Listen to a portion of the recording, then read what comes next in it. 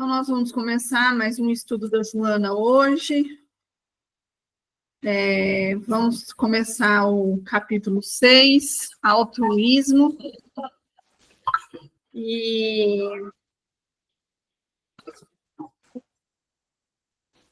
eu vou pedir para a Martinha fazer a oração para nós hoje.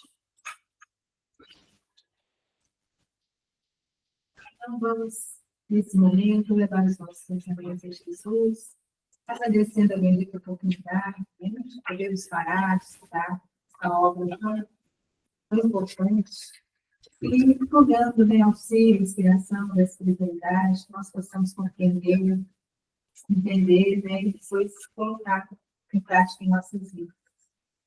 Que Jesus nos abençoe nessa aula de hoje, e nós vamos início a oração de Jesus. Pai nosso que estais nos céus, santificado seja o vosso nome. Venha a nós o nosso reino.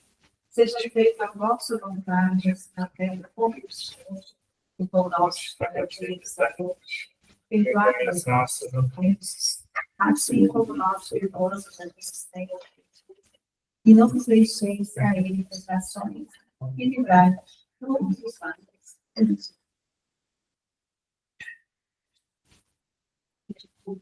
Vinícius. É para nós, Vinícius. Eu leio. Altruísmo. O altruísmo, que é lição viva de caridade, expressão superior do sentimento de amor enobrecido, abre as portas à ação, sem a qual não teria sentido a existência. Dilatação da solidariedade alcança o seu mais significativo míster quando reparte bênçãos e comparte aflições, trabalhando por minimizar-lhes os feitos e erradicando-lhes as causas. É o próprio amor ensinado por Jesus, que se esquece de si mesmo para concentrar no bem do seu próximo, olvidando todo o mal para agigantar-se nas aspirações do progresso, da ordem e da felicidade. Antissíntese do egoísmo, cicatriza as lesões da alma que este produz, fomentando a vigência da saúde integral. Então, vamos explicar. Tá.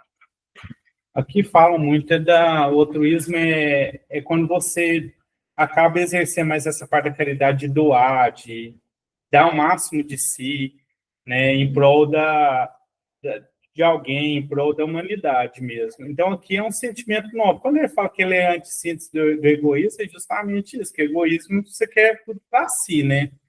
Ou a pessoa altruísta, não, ela pensa no outro, né? Então, aí ele fala muito dessa questão de solidariedade,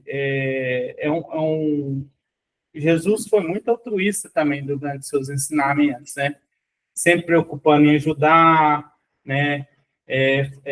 Dando auxílio, né? Fazendo seus sermões, né? Então, assim, ele na verdade agiu, né? Então, a palavra altruísta tem muito a ver com a ação, né? A ação da caridade. Beneficência também. Se quiser falar alguma coisa. Não, pode continuar. Tá? Bom.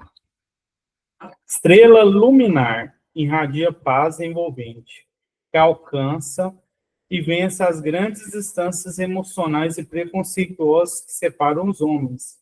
Arrasta os corações que se deixam impregnar pela sua irradiação, assinalando indelevelmente os períodos das vidas com a sua presença.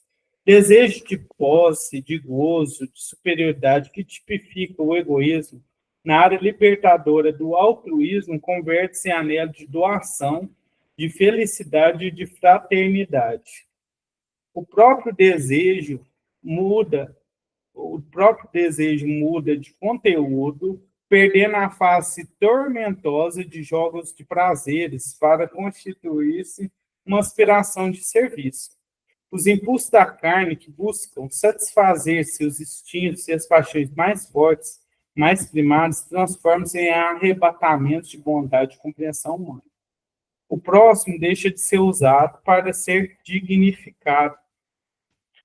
Todos os estímulos são conduzidos para o seu crescimento e triunfo. sobre as falsas necessidades, trabalhando-se as virtudes em departamento, a fim de que o homem espiritual sobreponha a sua natureza dominante do homem animal. Pode continuar? A existência do altruísmo revela-se por diversos sentimentos de grandeza moral que dão dignidade à vida. Entre esses, a generosidade assume um papel de destaque, por ser a primeira manifestação prática, portanto, a sua forma inicial de exteriorizar-se na ação. Aqui ele fala muito essa questão, né? Eu achei interessante, né? Que essa frase, quando ele fala assim, o próximo deixa de ser usado para ser dignificado, né? O pessoal altruísta olha com um olhar diferente para o outro, não olha com um olhar para si. É diferente do egoísmo, porque ele volta a repetir muito essa questão do egoísmo, né? Então, a palavra mesmo está associada com doação, felicidade, fraternidade, que é questão de compartilhar, né? Então, ele fala muito essa questão quando a pessoa se torna altruísta, ele deixa aqueles desejos, aquela questão do homem mais animalesco, sabe? Porque ele vai olhar o outro com outro olhar, ele não vai olhar com o outro com um olhar de subjugação, de superioridade ou de interesse. Ele vai olhar com um olhar de necessidade daquilo que ele precisa, o que ele pode completar, o que ele pode ajudar. Ele nasce com isso ou ele aprende durante a vida dele? Pode aprender durante a vida, é um exercício, porque a caridade tem gente que não está nem aí para isso. Por exemplo, a caridade seria um caminho, né? Então, a pessoa tem gente que já nasce com esse sentimento, você fala assim, quando fala nasce, porque já vivenciou também, né? Porque todo mundo tem um passado, né? Das outras reencarnações, alguma coisa ele aprendeu a lidar com isso, né? Então, a gente acaba aprendendo na vida, né? Porque, querendo ou não, a gente... inicialmente a gente era rudimentar, né? Nós somos simples ignorantes, né? Então aos poucos que a gente foi adquirindo conhecimento na parte de sentimento, né?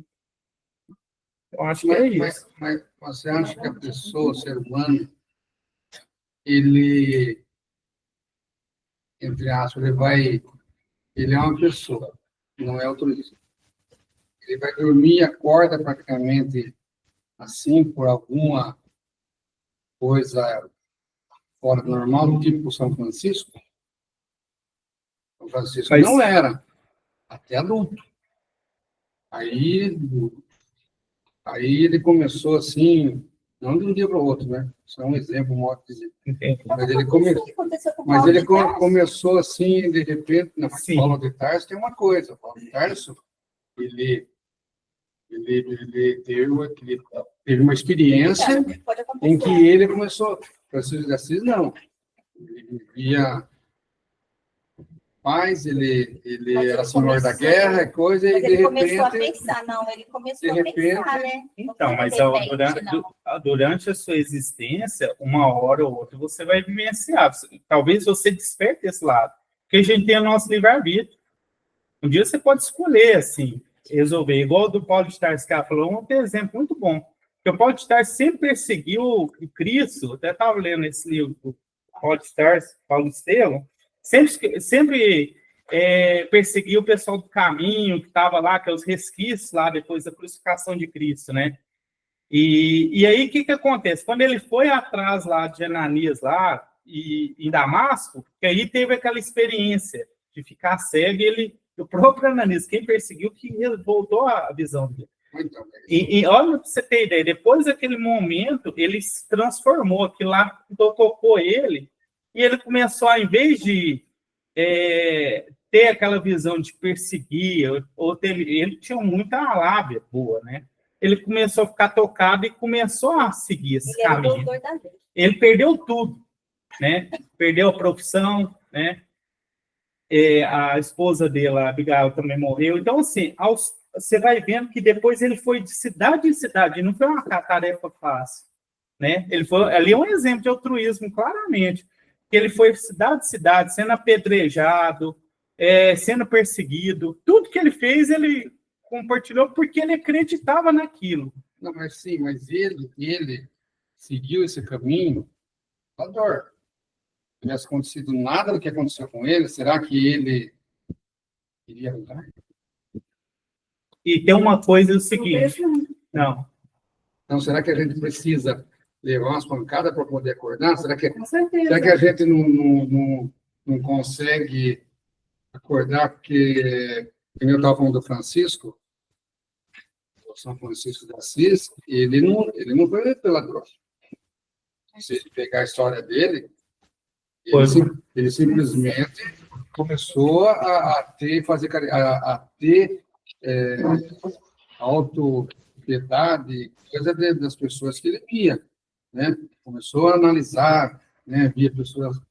Como acontece com um monte de gente hoje, você, por exemplo, faz caridade, tem muita gente que faz caridade porque sente essa compaixão pela outra pessoa. Não precisa ela passar por algum exemplo Não, muito claro. grave, alguma doença ou alguma coisa na família, alguma perda, para ela acordar, não. De repente, ela começa a enxergar coisas sem ter que ser pela hora. mas tem hora que a pessoa tem um momento que ela desperta, que está adormecido. Existe as naquilo duas lá, situações. entendeu?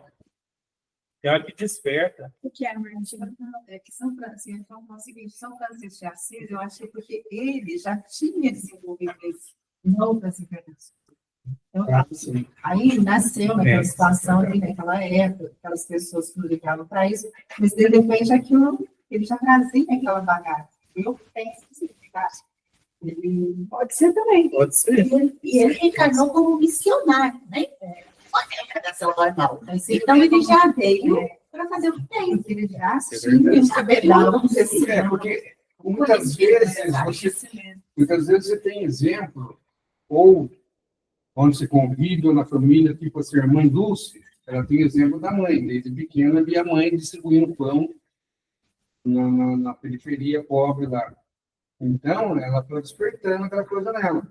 Agora, tem pessoas que mudam, porque passou por alguma experiência ruim, alguma experiência triste, alguma doença, alguma coisa, e tem pessoas que por exemplo, e outras, e tem pessoas que de uma hora para outra, ela tem que passar necessidade, ela muda, como você falou, ela acorda com outros... Mas é porque ela veio com aquele... Quando a pessoa, por exemplo, igual você falando, ela acorda, é porque já vem no espírito dela isso, ela já aprendeu em outra encarnação. Mas então, o que eu devo ter aprendido na outra encarnação? Eu tô querendo... Ele não era. Isso é verdade. Porque eu tenho certeza de uma coisa. Você aprendeu, ela não despertou ainda. Eu tenho certeza de uma coisa. No Coliseu de Roma, eu matei muita gente. Quando eu estive na Itália, quando eu estive em Roma, que eu entrei no Coliseu, eu senti tudo isso. Mas você não está aqui hoje? Você não está aqui estudando, Joana? Isso aí já não é uma melhoria. Você poderia estar fazendo qualquer outra coisa. Você está aqui. Aí cortar lá, você... Por que será? Porque você escolheu estar aqui. E essa situação de despertar, eu acho que quando tem que acontecer, acontece. Eu, por exemplo, quando era pequena, ia na igreja católica com a minha mãe. E eu era pequena, muito pequena, 8, 10 anos. O padre falava as coisas lá, e eu chegava com a minha mãe, e eu queria entender, eu queria saber por quê. E eu ficava perguntando. E o que acontecia? Ela não tinha argumentos. Ela não sabia argumentar, falar, tentar explicar.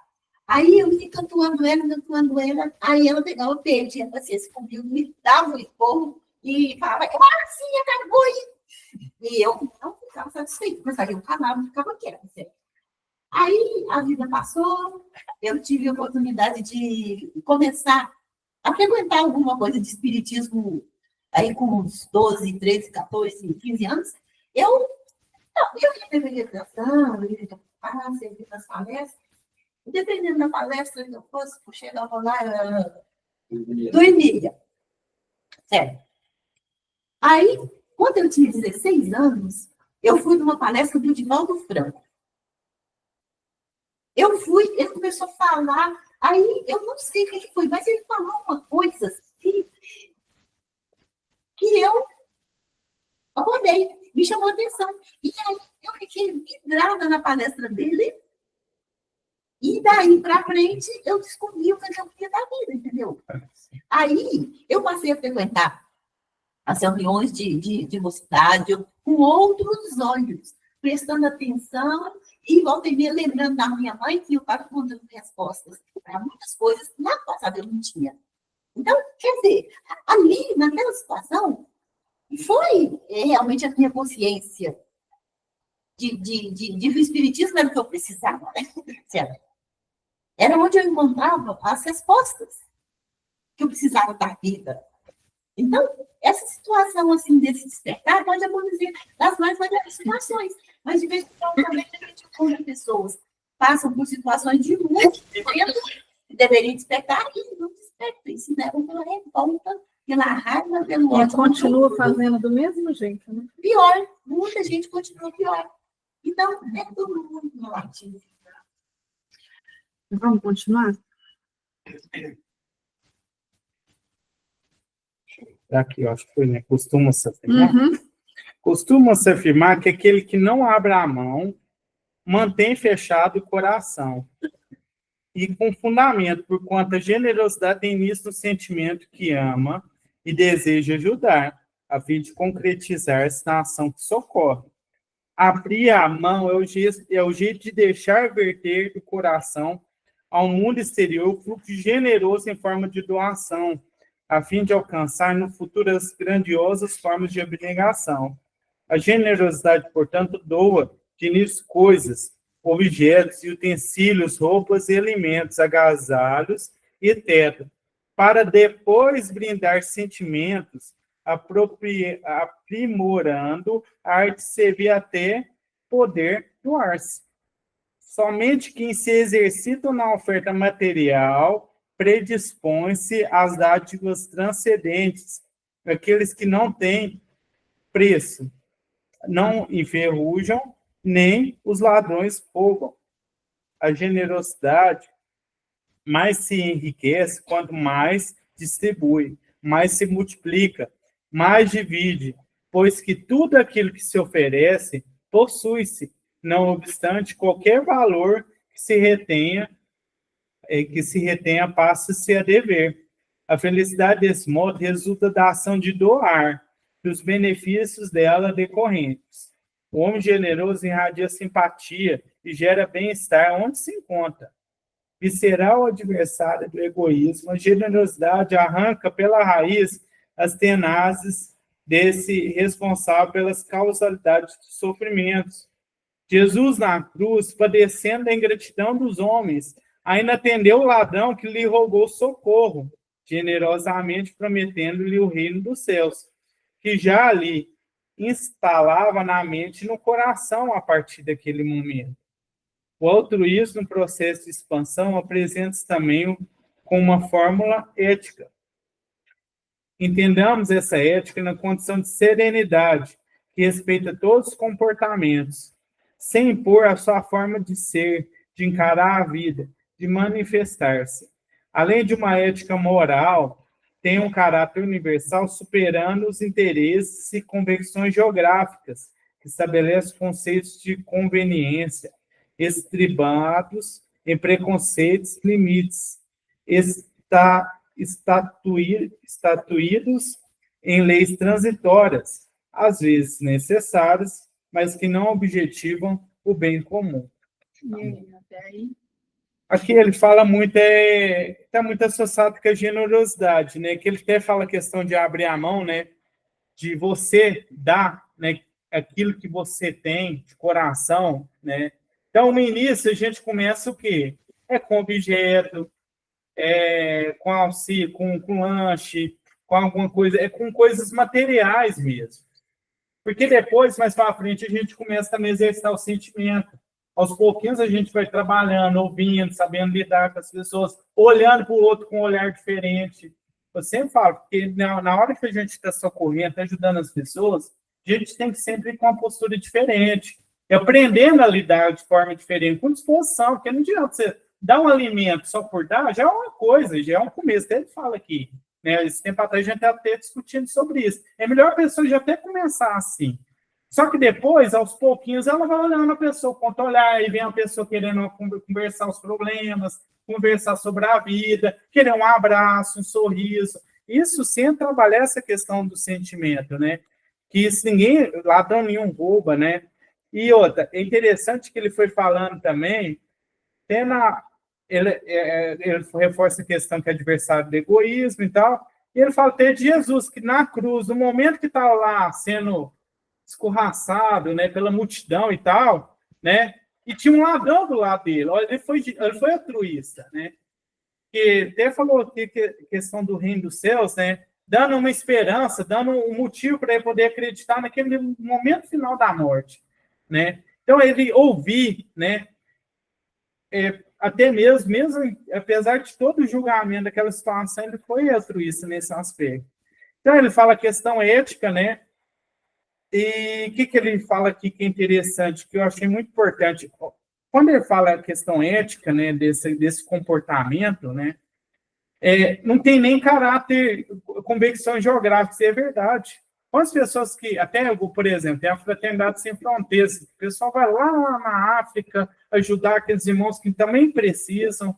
Aqui também no Brasil precisa, tem muitas ONGs que se disponibilizam, vão em regiões extremas, assim, né? Tem pessoas que vão também lá para o lado da Amazônia, também faz um trabalho belíssimo. Então, assim, é um sentimento muito novo. Muita gente fala que quando vai para essas missões, né, essas situações, é algo que transforma, né? A pessoa vem com outro olhar. Você tem ideia, que eu até lembrei agora, que eu achei interessante, quando tem uma catástrofe, né? A gente costuma, é um momento que mais a gente verifica quem é verdadeiramente altruísta ou não.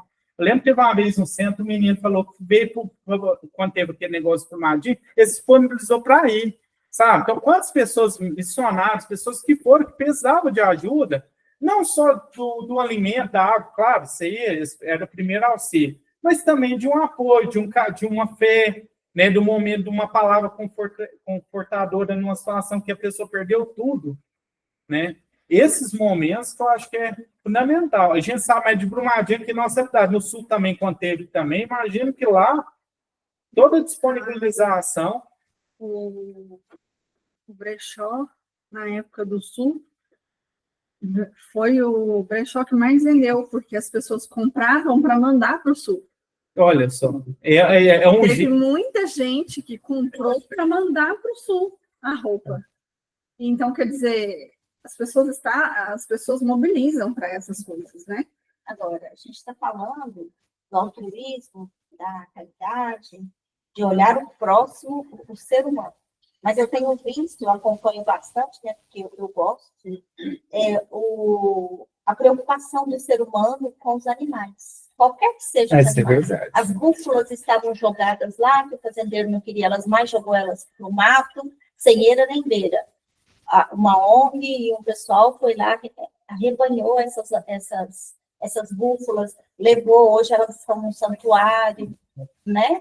E os cachorros, vários cachorros, lá no meu serviço mesmo, o pessoal joga cachorro, abandona cachorro na porta das fazendas, tanto da fazenda aqui como da fazenda de Berlândia.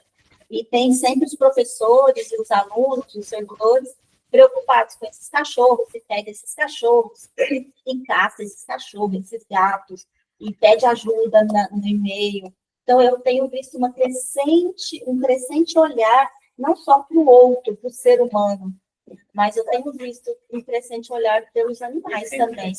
Agora, tem uma história interessante, lendo aqui, eu lembrei do Haroldo Dutra. Eu escutei uma entrevista, uma palestra dele essa semana, e ele falava assim, quando eu tinha 15 anos, eu comecei a frequentar a mocidade, e eu ia numa sopa, o Haroldo contando.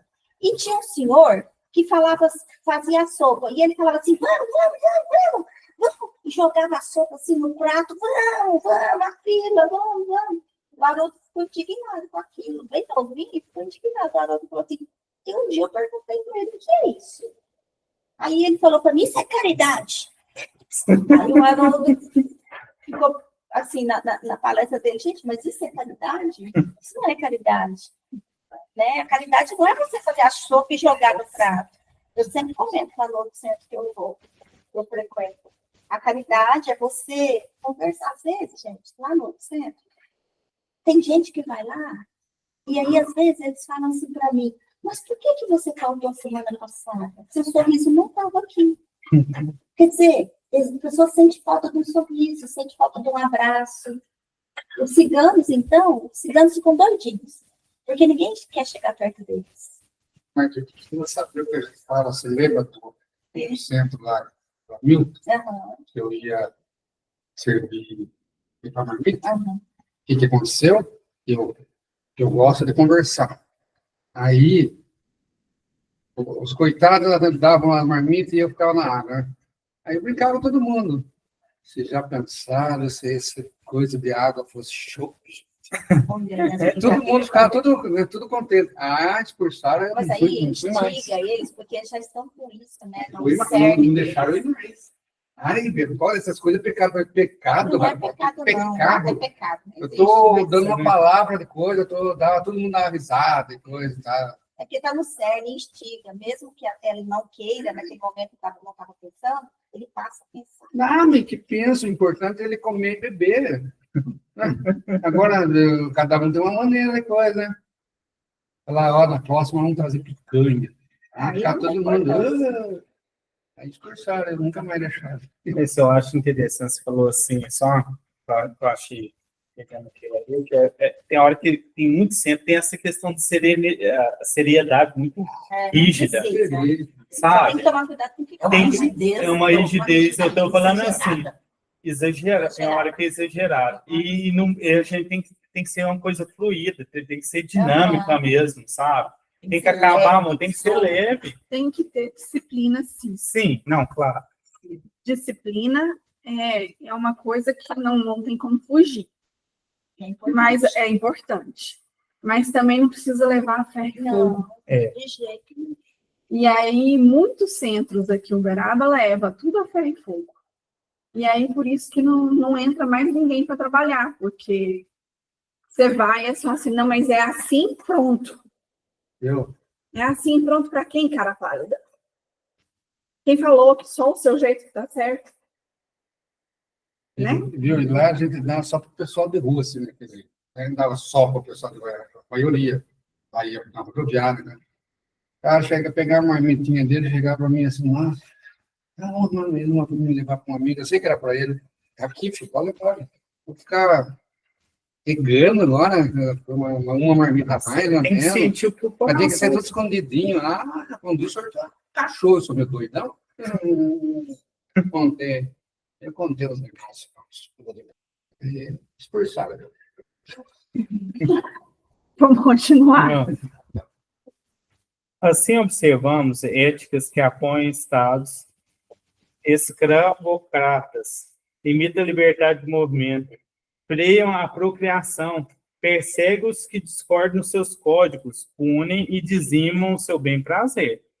A ética de generosidade centraliza suas atenções na lei natural e de amor, que respeita a vida em todos os seus estágios e ampara todos os seres sencientes, facultando-lhe a expansão.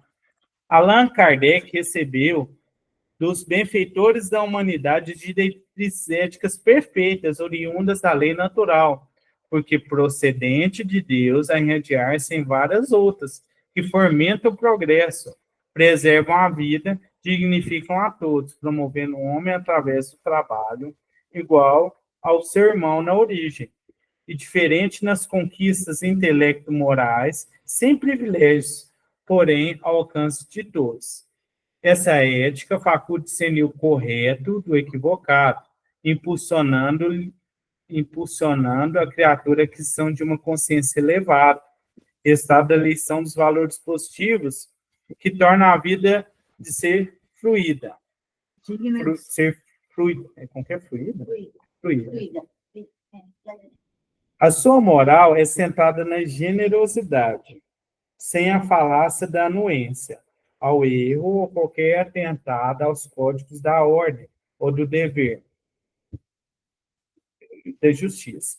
Toda a sua estrutura de responsabilidade visa a promoção dos seres e do seu habitat, ao considerar a interdependência que existe entre eles. Não elege os seres em detrimento de outros, embora sua expressão de amor varie de acordo com as respostas afetivas. O que não invalida a necessidade de superar a pertinácia dos maus e tê-los em sua conta como necessidades também da generosidade, que pode e lhes deve ser dispensadas. Aqui ele fala muito a questão seguinte, né? Ele conta a questão, ele dá um exemplo de uma situação ética que na época, quando tinha a escravidão, não tinha restrição de liberdade, não podia procriar, né, que restringia, era punir as pessoas sem necessidade. A ética da generosidade é o contrário disso tudo. Que ela fala da lei do amor, da lei natural, né, que ampara todos os seres, né. Então, assim, olha por ser humano com outro olhar. Aí ele até fala de Allan Kardec, né, quando ele veio com as diretrizes, até mesmo com os ensinamentos, né, dos livros dele, né, até mesmo o livro dos Espíritos, enfim, de toda essa questão, né, que ele fala da questão da lei natural, ele mostra o seguinte, né, que existe um progresso, né, a vida tem um progresso em si, né, e a gente tem que sempre dignificar e olhar o irmão com outro olhar. Então, assim, quando ele fala até a questão intelecto-moral, ele até expande esse conhecimento para todos, né? Alcance de todos mesmo, porque quando ele divulgou isso, ele queria divulgar a doutrina para todos também. Teve toda aquela situação, né, que até mesmo teve perseguições no final. Ele primeiro queria entender o que estava acontecendo, como que eram os fenômenos, que tinha uma relação. Aos poucos foram dando lições valiosíssimas sobre filosofia, sobre humanidade, sobre a lei do amor, lei do progresso, que tem lá no livro dos Espíritos bem explicado, né? Então, isso mostra que é um avanço nessa parte mesmo, né? Então, quer dizer, a gente tem acesso a tudo isso, e a gente só não faz se a gente não quiser. Falta a prática também, né? É isso que eu estou falando. É a prática. Porque, assim, conhecimento, agora tem mesmo uma bagagem até maior, né?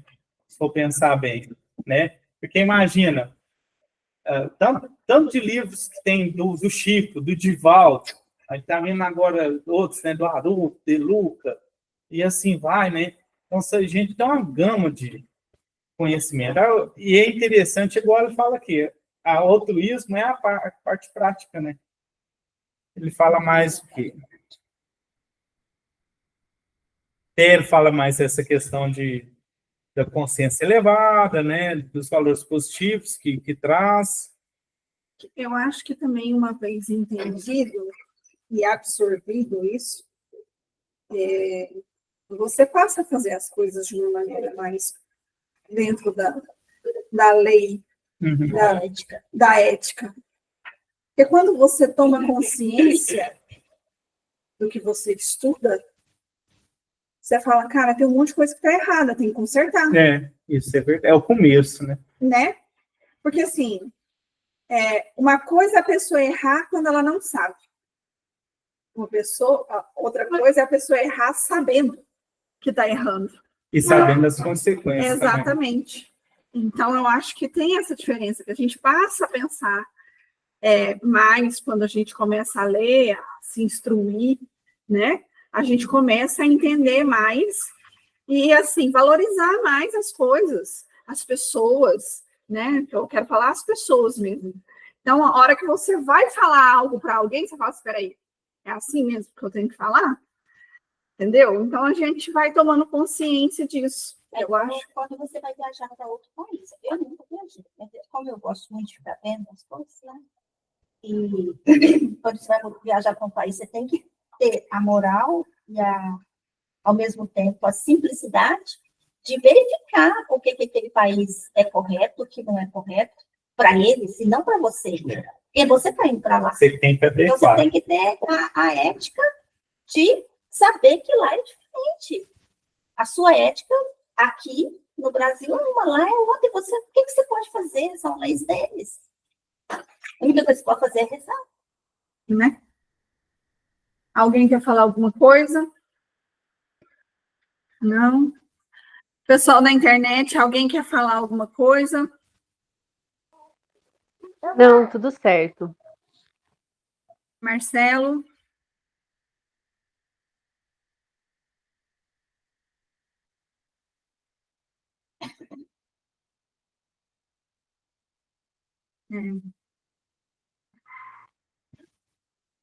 Então tá.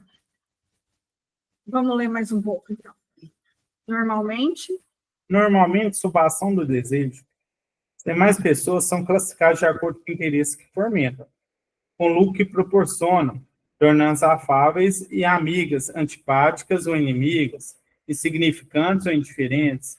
Manifesta, então, o sentimento do amor possessivo, do desamor e do ódio, de desinteresse ou indiferença. A ética da generosidade propõe a conquista dos valores que permanecem escondidos nos últimos, e a compreensão quando os primeiros não correspondem ao modelo ao qual foram submetidos. Não é castradora por apresentar-se destituída de caráter punitivo. Não obstante, seu senso crítico analisa tudo e todos de modo a produzir o melhor. A ética da generosidade é tranquila, e nesse conceito pode ser considerado como a conquista da serenidade, conforme seu significado profundo em sânscrito. Com efeito, é paciente, não antecipando apressadamente realizações, nem buscando resultados imediatos. A paciência é o próximo passo na execução do programa altruístico.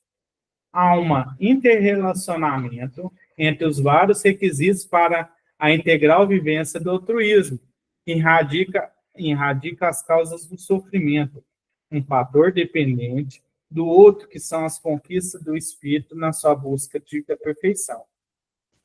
Tornando-se saudável, exercício de elevação moral, cada um promove a área do sentimento, desenvolvendo o intelecto na arte de compreender para servir, de crescer para libertar-se, de entesourar conhecimento para distribuir. Pode continuar? Pode.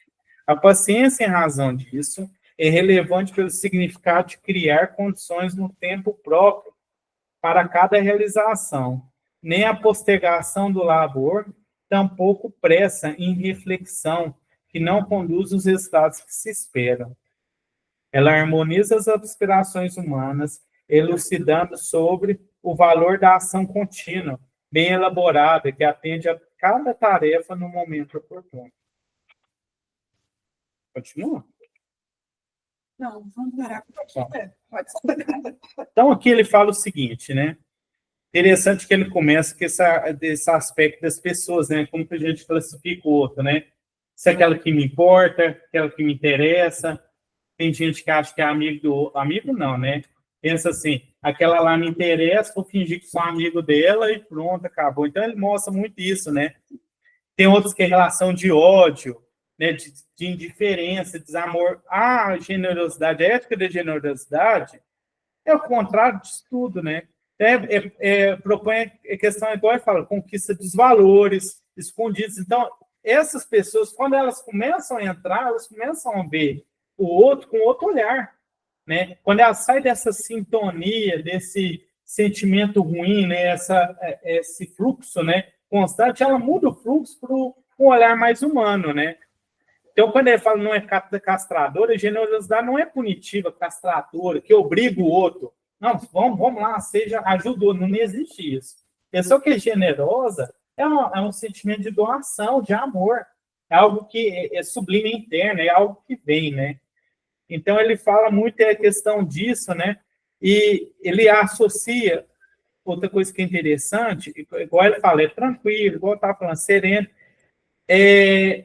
Um outro aspecto importante é a paciência que ele entra aqui, né? Nesse programa altruístico, né? Porque o que acontece? A paciência, eu achei muito interessante o finalzinho que ele fala, né? Você não tem, quando você é generoso, você não tem que ser rápido para ser generoso. Não, tem que ser rápido. A partir de agora, vou começar a ajudar todo mundo, sabe? Esse sentimento assim, não, já que é para ser assim, vou ser desse jeito. Não.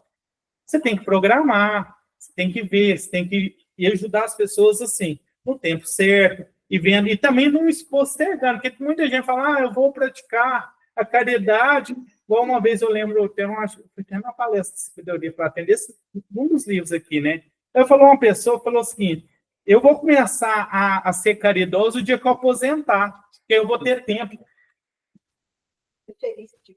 Uai, aí imagina, por causa de tempo, quando a pessoa aposenta, aí até falou, e se acontecer de você falecer antes? Eu até questionei, tá certo. Se acontecer antes, eu tenho que esperar aquele momento de ter tempo, porque eu estou aposentado e tal. É algo que, se você não pratica, quando você aposentar, você não vai praticar. Nada que vai fazer. Você pode praticar em qualquer. Isso. É a caridade mais difícil, é essa que você pratica todo instante, onde você está no trabalho, por exemplo. A Isso. paciência com os colegas, que é muito difícil, porque né, geralmente o ambiente que tem muitas pessoas é complicado. Então, assim, eu acho que essa é uma das caridades mais difíceis de Caridade começa em casa. Você fala Saber falar a palavra certa na hora certa. também. Isso Eu pode acho dar que uma pessoa. o que mais existe da gente é a caridade em casa. Isso. É verdade. Eu fundei a vida de uma pessoa há 2 anos atrás. Entrou uma pessoa lá na Receita, ele ia dar Israel, a Israel dispensou. A senhora você foi para lá. Recém-separado da mulher, gordo, barrigudo, deprimido. Coitado, ele estava numa situação horrorosa. Aí, um dia, eu me disse, eu estava bem, eu vou para casa, aí ele me adotou. E aí começou a conversar, a falar. Aí, um dia, estava lá com um monte de papel para fazer cirurgia bariátrica. Foi isso que eu fui junto. Falando assim, você já pensou bem na cirurgia bariátrica, as consequências, tudo. Aí falei, aí ele pegou e falou assim, aí eu peguei e fui. Pensei assim, né? E sabe quando a minha bendita vozinha fala no meu ouvido? A Áurea fala para eu não falar isso, porque o povo vai achar que eu sou maluco. Só tem, né? Ela fala de qualquer lugar. De vez em quando, essa vozinha fala. E a minha vozinha simplesmente falou no meu ouvido, fala. Foi isso, fala. Aí eu fiz assim, pensei, mas falar o quê? Aí eu falei, vou falar o que eu penso. Aí conversei, falei da cirurgia bariátrica. E fui assim, honesta com ele. Eu fiquei preocupada depois, porque eu achei até que ele podia pensar que era uma cantada. Mas eu falei, olha, você é um homem que está no auge da vida. Você é um homem bonito, tem postura, tem 45 anos. Você ainda tem uma vida enorme pela frente. E se você resolver mudar a sua vida com seriedade, com responsabilidade, você ainda pode ter uma vida linda pela frente. Se você optar por uma bariátrica, você vai virar um escravo da cirurgia bariátrica ali dentro daquilo que você vai ter que ser. Aí eu conversei, falei muito com ele. E falei para ele ir na igreja, rezar, pensar antes de tomar a decisão. Aí, daí, uns 15 dias, ele chegou lá e falou assim para mim, Sandra, ele me chama de Sandra, mas me chama de senhora. Eu pensei muito que a senhora me falou. Entrei na academia, entrei no psicólogo, estou fazendo terapia, e entrei na academia e peguei uma dieta de uma nutricionista com uma pessoa conhecida e vou mudar a minha vida. E mudou. Está lá agora, com 25 quilos a menos, todo entusiasmado, todo animado, braço, clima, certo? Fazendo um monte de coisas que ele não fazia antes. E não perdeu um grande prazer que é de comer. Ele come mais gostoso. Mas só que agora ele tem a preocupação de comer da forma certa. Fez amizade com a ex-mulher. Ele tinha, assim, uma ojeriza dela terrível. Agora, um bom tempo depois, ele chegou para mim e disse, olha, ela foi minha companheira durante muitos anos, de momentos muito bons, de momentos difíceis, e ela me ajudou, me apoiou. Eu não posso esquecer isso, não. Então, eu não vou ficar com raiva dela, não vou ficar com ela, não.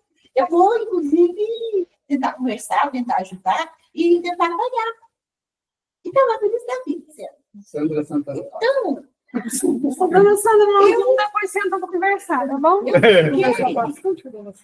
aí, falando agora, eu podia ter ficado calada, porque diz diferente, tem diferente, Naquela hora, o que ele precisava? Ele precisava daquilo.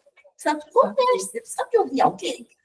Você não foi indiferente. Aí eu penso, às vezes, não. Muitas vezes na vida, a gente precisa preocupar com o outro nesse sentido. Porque a gente preocupa muito com caridade. No sentido de dar uma comida, de fazer alguma coisa. A gente não preocupa com esse lado da pessoa precisar de um aconchego, de uma boa amiga. Estamos precisando conversar. Em grupo. O pessoal da internet quer falar alguma coisa?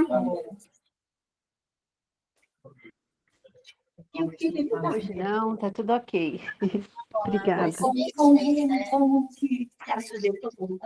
Então tá. Então nós vamos encerrar. Vocês marcaram aí onde encerrou? Porque senão semana que vem.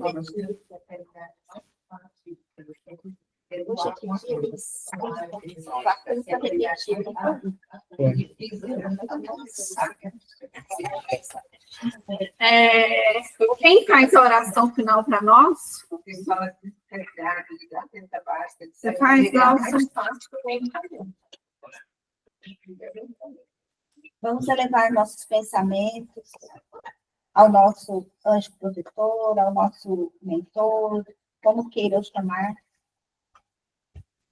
e agradecer o dia de hoje, agradecer a companhia diária deles conosco. Nunca nos esqueçamos de agradecer aquele que dedica o tempo de nossa existência para estar conosco aqui, nos auxiliando, nos conduzindo, nos fortificando, mesmo que às vezes a gente tranque essa janela, essa porta de contato com ele, mas mesmo assim ele não desiste. Vamos sempre agradecer. Que Jesus nos ilumine. Joana de Ângeles, muito gratidão, Divaldo, pelas palavras, pelos ensinamentos deste livro, desse pequeno grande livro, de tantos ensinamentos, que possamos nunca esquecer dessas palavras, dessas leituras, para que sejamos homens e mulheres de bem nessa jornada que estamos aqui trilhando, e que vamos chegar ao objetivo que traçamos. Que Jesus nos abençoe.